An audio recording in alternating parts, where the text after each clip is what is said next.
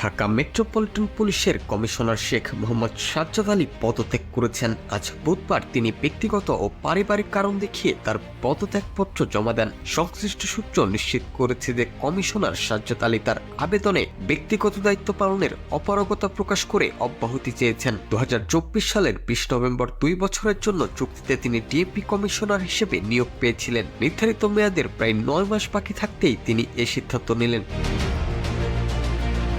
Police প্রশাসনের শীর্ষ পর্যায়ে রদবদলের মধ্যেই এই পদত্যাগের ঘটনা ঘটল। গতকালই আইজিপি পদে পরিবর্তন আনা হয়েছে এবং নতুন আইজিপি হিসেবে দায়িত্ব নিয়েছেন আলী হোসেন ফকির। এর ঠিক পরদিনই ডিএমপি প্রধানের সরে দাঁড়ানোর খবর সামনে আসলো।